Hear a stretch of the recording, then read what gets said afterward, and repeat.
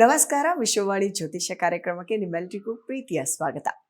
ಮಾಸ ಭವಿಷ್ಯ ನೀವೆಲ್ಲರೂ ಕಾಯ್ತಾ ಇರ್ತೀರಾ, ಈ ತಿಂಗಳಲ್ಲಿ ನಮ್ಮ ಒಂದು ಭವಿಷ್ಯ ಹೇಗಿರಬಹುದು ಅಂತ.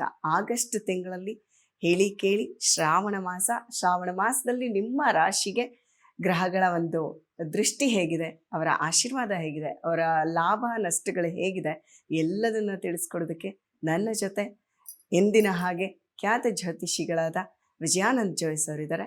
ಬನ್ನಿ ಅವ್ರನ್ನ ಕಾರ್ಯಕ್ರಮಕ್ಕೆ ಸ್ವಾಗತಿಸೋಣ. ಗುರುಗಳೇ, ಕಾರ್ಯಕ್ರಮಕ್ಕೆ ಪ್ರೀತಿಯ ಸ್ವಾಗತ. ಸಂತೋಷ. ಆಗಸ್ಟ್ ತಿಂಗಳಂದ್ರೆ ಶ್ರಾವಣ ಮಾಸ. ಗುರುಗಳೇ, ಶ್ರಾವಣ ಮಾಸದಲ್ಲಿ ಎಲ್ಲ ರಾಶಿಯ ಒಂದು ಆಗು ಹೋಗುಗಳನ್ನ ತಿಳಿದುಕೊಳ್ಳೋದಕ್ಕೆ ಎಲ್ಲ ವೀಕ್ಷಕರು ಕಾಯ್ತಾ ಇದ್ದಾರೆ. ಜಾಸ್ತಿ ತಡ ಮಾಡೋದು ಬೇಡ.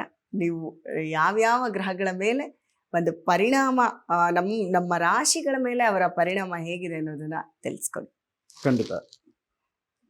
ಶ್ರೀ ಗುರುಭ್ಯೋ ನಮಃ. ಹರಿ ಓಂ. ಶ್ರೀ ಗಣೇಶಾಯ ನಮಃ. ಶ್ರೀ ಶಾರದಾ ಗುರುಭ್ಯೋ ನಮಃ. ಓಂ ಶ್ರೀ ಸರಸ್ವತಿ ಬ್ರಹ್ಮಣೇ ನಮಃ. ಹರಿ ಓಂ. ಮುಂದಿನ ರಾಶಿ ತುಲಾರಾಶಿ. ಅಧಿಪತಿ ಶುಕ್ರ ಗ್ರಹ. ತುಲಾರಾಶಿಯವರಿಗೆ ಲಾಭದಲ್ಲಿ ಗುರು ಇದ್ದಾರೆ ಮತ್ತು 6ನೇ ಮನೆಯಲ್ಲಿ ಶನಿ. ಶನಿಯನ್ನು ಶಾಂತಿ ಮಾಡಿಕೊಳ್ಬೇಕು. ತುಲಾರಾಶಿಯವರು ಶನಿ ಶಾಂತಿ ಪ್ರೀತ್ಯರ್ಥವಾದಂತಹ ಶನಿ ಶಾಂತಿ ಅನೇಕ ವಿಧಗಳಲ್ಲಿ ಮಾಡಬಹುದು. ಒಂದು, ಪ್ರಮುಖವಾಗಿ ಮೊದಲನೇದಾಗಿ ಅನ್ನದಾನ ಮಾಡುವುದರಿಂದ ಶನಿ ಶಾಂತಿ. ಎರಡನೇದಾಗಿ ಯಾವುದು ಹೋಮ ಯಜ್ಞಗಳಿಂದ ಮಾಡುವಂತಹ ಶನಿ ಶಾಂತಿ. ಮೂರನೇದಾಗಿ ಬಲಿಷ್ಠ ಶಕ್ತಿಗಳನ್ನು ಆರಾಧನೆ ಮಾಡುವುದರಿಂದಾಗಿಯೂ ಶನಿ ಶಾಂತಿ ಉಂಟಾಗುತ್ತೆ. ನಾಲ್ಕನೇದಾಗಿ ತೀರ್ಥಕ್ಷೇತ್ರಗಳ ದರ್ಶನ ಮಾಡೋದರಿಂದನೂ ಜಾತಕದಲ್ಲಿ ಶನಿ ಪರಮಾತ್ಮ ಶಾಂತನಾಗ್ತಾನೆ ಅಂತ ಇದೆ. ಹಾಗಾಗಿ ತುಲಾರಾಶಿಯವರು ಈಗಿರುವ ಸಂಭವ ಆಗಸ್ಟ್ ತಿಂಗಳಲ್ಲಿ ಒಂದಷ್ಟು ಬದಲಾವಣೆಗಳನ್ನು ಕಂಡುಕೊಳ್ತೀರಿ. ಇಷ್ಟು ದಿನ ತಪ್ಪು ಈ ಥರ ಆಗ್ತಾ ಇತ್ತಾ, ಈಗ ಒಂದಷ್ಟೆಲ್ಲ ಸರಿಯಾಗಕ್ಕೆ ಶುರುವಾಗುತ್ತೆ. ಕೆಲಸ ಕಾರ್ಯಗಳಲ್ಲೂ ಎಷ್ಟೋ ತುಂಬ ಪರಿಶ್ರಮ ಸುಸ್ತ, ಅದಕ್ಕೆಲ್ಲ ನಾವು ಒಳ್ಳೊಳ್ಳೆ ದಾರಿಗಳನ್ನು ಈಗ ಕಂಡು ಹಿಡ್ಕೊಂಡು ಕೆಲಸ ಕಾರ್ಯಗಳನ್ನು ಸುಗಮ ಮಾಡ್ಕೊಂಡ್ಬಿಡ್ತೀವಿ. ಅವೆಲ್ಲ ಸಂಭವಗಳು ಆಗತ್ತೀಗ. ಮತ್ತು ಪ್ರಯಾಣಗಳನ್ನು ಕೊಟ್ಟಿದ್ದಾನೆ ತುಲಾರಾಶಿಯವರಿಗೆ ಶನಿಯು. ಆಗಸ್ಟ್ ತಿಂಗಳಲ್ಲಿ ಪ್ರಯಾಣ, ತೀರ್ಥಕ್ಷೇತ್ರ, ದೇವತಾ ಸನ್ನಿಧಿ, ಒಂದಷ್ಟು ಪುಣ್ಯ ಕೆಲಸ ಕಾರ್ಯಗಳಲ್ಲಿ ಭಾಗವಹಿಸುವಿಕೆ, ಒಂದಷ್ಟು ಮಂಗಳ ಕಾರ್ಯಗಳಲ್ಲಿ ತನ್ನ ಯಥಾಶಕ್ತಿ ಸೇವೆಯನ್ನು ಮಾಡುವಂತಹ ಒಳ್ಳೆಯ ಸಮಯಗಳು, ಇವೆಲ್ಲವೂ ತುಲಾರಾಶಿಯವರಿಗೆ ಕೂಡು ಬಂದಿದೆ. ನಾನು ಹೇಳಿದ ಈ ಅಷ್ಟು ಶನಿ ಶಾಂತಿಗಳಲ್ಲಿ ಯಾವುದಾದ್ರೂ ಒಂದನ್ನು ಮಾಡ್ತಿರ್ಬೇಕು. ಯಾವುದೋ ದೇವತಾ ಕ್ಷೇತ್ರಕ್ಕೆ ಹೋಗಿ ಬಂದೆ, ಶನಿ ಪರಮಾತ್ಮ ಶಾಂತನಾಗ್ತಾನೆ. ನವಗ್ರಹಗಳನ್ನು ಪೂಜೆ ಮಾಡಿದಾಗ ಶನಿ ಪರಮಾತ್ಮ ಶಾಂತನಾಗ್ತಾನೆ. ಯಾವತ್ತೂ ಅಷ್ಟೇ ಶನಿ ಪರಮಾತ್ಮ ಒಬ್ಬನ್ನೇ ಪೂಜೆ ಮಾಡಿದಾಗ ಅವನು ತೃಪ್ತನಾಗಲ್ಲ. ಅವನ ಹತ್ರ ಇನ್ನೂ ರೌದ್ರಾಕಾರ ಇರುತ್ತೆ. ಅವನಿಗೆ ಯಾವುದು ಪ್ರೀತಿ ಆಗತ್ತಪ್ಪ ಅಂದರೆ ನವಗ್ರಹಗಳನ್ನು ಪೂಜೆ ಮಾಡಬೇಕು.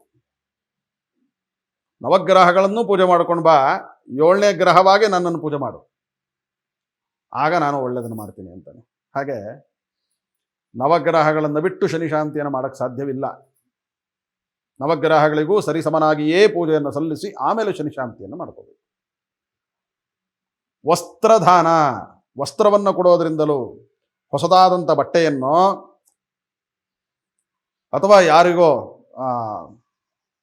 ಬಡವರಿಗೋ ಅಥವಾ ಒಂದಷ್ಟು ಕಷ್ಟದಲ್ಲಿರ್ತಕ್ಕಂಥವರಿಗೆ ಮುಚ್ಚಿ ಯಾರಿಗೂ ಕಾಣದಂತೆ ದಾನ ಮಾಡಿದಾಗ ಮಾತ್ರ ಶನಿ ಶಾಂತನಾಗ್ತಾನೆ. ಹೇಗೆ ಕೊಡಬೇಕು ಅಂತ ಹೇಳಿದೆ, ಸೂರ್ಯನ ಬೆಳಕಿಗೂ ಕಾಣಬಾರದಂತೆ ಕೊಟ್ಟಿದ್ದು, ಸೂರ್ಯನ ಬೆಳಕಿಗೂ ಕೊಟ್ಟಿದ್ದು ಕಾಣಬಾರದು. ಆ ರೀತಿ ದಾನವನ್ನು ಕೊಡಬೇಕು. ದಾನ ಕೊಟ್ಟಿದ್ದೇ ದೊಡ್ಡ ಪೋಸ್ಟರ್ ಆಗಬಾರದು. ಹಾಗಾಗಿ ಶನಿ ಪ್ರೀತಿ ಆಗೋದು ಯಾವಾಗ?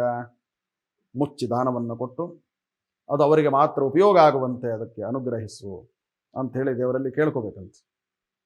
ಹಾಗಾಗಿ ದಾನ ಕೊಡುವಾಗ ಮುಚ್ಚಿಕೊಡುವಂತಹ ಪದ್ಧತಿ, ಅದೆಲ್ಲ ಮಹಾಭಾರತದಲ್ಲಿ ಬರುತ್ತೆ. ಹಾಗಾಗಿ ದಾನ ಕೊಟ್ಟಿದ್ದು ಕ್ಷೀಣಿಸಬಾರದು. ಒಂದು ಸಣ್ಣ ವಸ್ತು ತನ್ನ ಇಡೀ ಜನ್ಮವನ್ನು, ತನ್ನ ಪಿತೃಗಳಿಗೆ ಮೋಕ್ಷವನ್ನು ಕೊಡುತ್ತೆ. ಆದರೆ ಕೊಡುವಂತಹ ರೀತಿಯಲ್ಲಿಯೇ ಅದನ್ನು ಕೊಡಬೇಕು. ಹಾಗಾಗಿ ತುಲಾರಾಶಿಯವರು ಯಾರಿಗೆ ಬಟ್ಟೆಯ ವಸ್ತ್ರದ ಅವಶ್ಯಕತೆ ಇದೆಯೋ, ಒಂದು ದೊಡ್ಡದಾಗಿರೋದನ್ನು ತಂದುಕೊಡೋಕ್ಕಾಗಲಿಲ್ಲ ಅಂದರೂ ಒಂದು ಖರ್ಚೀಫಿನಷ್ಟಾದರೂ ಬಟ್ಟೆಯನ್ನು ಆಗಸ್ಟ್ ತಿಂಗಳಲ್ಲಿ ದಾನ ಮಾಡಿ. ಆ ಕೊಟ್ಟಂತಹ ವಸ್ತ್ರದ ಫಲ ನಿಮ್ಮ ಹಣಕಾಸಿನ ತೊಂದರೆಗಳನ್ನು ದೂರ ಮಾಡುವಲ್ಲಿ ಯಾವುದೇ ಸಂಶಯವಿಲ್ಲ.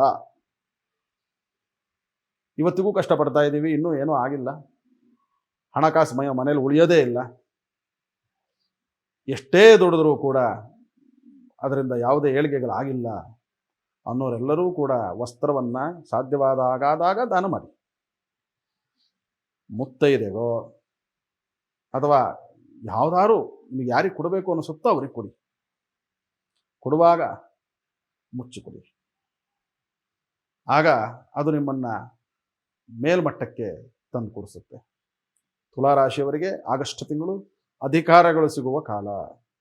ತುಲಾರಾಶಿಯವರಿಗೆ ಆಗಸ್ಟ್ ತಿಂಗಳು ತೃಪ್ತಿಯನ್ನು ಕೊಡುವ ಕಾಲ. ತುಲಾರಾಶಿಯವರಿಗೆ ಈ ಆಗಸ್ಟ್ ತಿಂಗಳು ಲಾಭವನ್ನು ಕೊಡುವ ಕಾಲ. ಆದರೆ ಶನಿ ಪ್ರೀತ್ಯರ್ಥವಾದ ಶಾಂತಿಗಳನ್ನು ಆಚರಿಸಿ ಇನ್ನೂ ಒಳ್ಳೆಯ ಫಲಗಳನ್ನು ಪಡೆಯಿರಿ. ತುಲಾರಾಶಿಯವರಿಗೆ ಶುಭವಾಗಲಿ. ಗುರುಗಳೇ, ಧನ್ಯವಾದ. ಸಾಕಷ್ಟು ವಿಷಯಗಳನ್ನು ನೀವು ಇವತ್ತು ನಮ್ಮ ಮಾಸ ಭವಿಷ್ಯದಲ್ಲಿ ತಿಳಿಸ್ಕೊಟ್ಟಿದ್ದೀರಾ. ಆಗಸ್ಟ್ ತಿಂಗಳಲ್ಲಿ ಯಾರೆಲ್ಲ ರಾಶಿಗಳಿಗೆ ಯಾವೆಲ್ಲ ಗ್ರಹಗಳ ಒಂದು ಆಶೀರ್ವಾದ ಇದೆ, ಯಾವೆಲ್ಲ ಗ್ರಹಗಳ ಒಂದು ದೃಷ್ಟಿ ಕೆಟ್ಟದಾಗಿದೆ, ಆ ಎಲ್ಲದರ ಬಗ್ಗೆ ಸಂಕ್ಷಿಪ್ತವಾಗಿ ಮತ್ತು ತುಂಬ ಚೆನ್ನಾಗಿ ಪರಿಹಾರ ಸಮೇತ ತಿಳಿಸ್ಕೊಟ್ಟಿದ್ದೀರಾ. ನಿಮಗೆ ಮತ್ತೊಮ್ಮೆ ಧನ್ಯವಾದಗಳು. ನೋಡಿದ್ರಿ ಅಲ್ಲ, ಇಷ್ಟೊತ್ತು ನಿಮ್ಮ ರಾಶಿಯ ಒಂದು ಭವಿಷ್ಯ ಹೇಗಿದೆ ಆಗಸ್ಟ್ ತಿಂಗಳಲ್ಲಿ ಅಂತ ಹೇಳಿ ಕೇಳಿ ಶ್ರಾವಣ ಮಾಸ ಗುರುಗಳೇ ಹೇಳಿದ ಎಲ್ಲ ಒಂದು ಏನು ಆಚರಣೆ ಇದೆ ನಾವು ಪಾಲಿಸಿದ್ರೆ ನಿಮ್ಮೆಲ್ಲರಿಗೂ ಒಳ್ಳೆಯದಾಗುತ್ತೆ. ಸೊ ಈ ಒಂದು ಕಾರ್ಯಕ್ರಮ ನಿಮಗೆ ಸಾಕಷ್ಟು ಮಾರ್ಗದರ್ಶನ ನೀಡಿದೆ ಅಂತ ಭಾವಿಸ್ತಾ ನಮಸ್ಕಾರ.